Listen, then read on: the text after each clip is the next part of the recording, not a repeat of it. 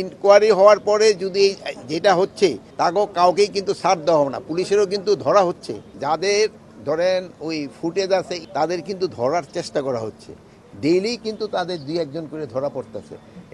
আপনারা হয়তো জানেন যে ওই যে মতিউর, যে ছাগল মতিউর, সেও কিন্তু ধরা পড়ছে, তারও কিন্তু এতদিন ধরা যায় না। মানে যে আসে না কেন সবারই কিন্তু আইনের আওতায় আনা হবে।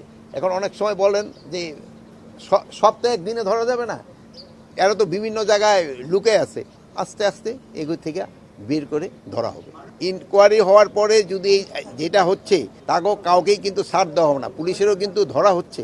আপনারা সেদিন দেখলেন যে ধরার ভিতরে একটা আবার পালায়ও গেল, এক ওসি ধরা হয়েছে, আবার ধরার থেকে কিন্তু পালায়ও গেছে। যে ধরা হচ্ছে না এটা আপনারা বলেন না, ধরা হচ্ছে, বাট ইনভেস্টিগেশনের পরে ধরা হচ্ছে। আমাদের পার্শ্ববর্তী দেশ আমাদের সম্বন্ধে কিন্তু অনেক আজে বাজে কথা বলতো, কিন্তু আপনারা কিন্তু সঠিক সংবাদ পরিবেশন করে আপনি কিন্তু তাদের একটা ভালো জবাব দিয়েছেন। এই জন্য কিন্তু এরা এখন আর এই আজে বাজে কথা কিন্তু এরা লিখে না।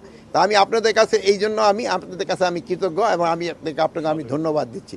আপনারা খুবই ভালো কাজ করছেন। ভবিষ্যতেরও আপনারা একটা সঠিক এবং স্বচ্ছ সংবাদ দিবেন, এবং আর একটা সাথে কি সাংবাদিকতা অনুসন্ধানী সাংবাদিকতা একটু বেশি করবেন। এটা করলে কিন্তু জনগণও উপকার হয়, আমাদেরও উপকার হয়।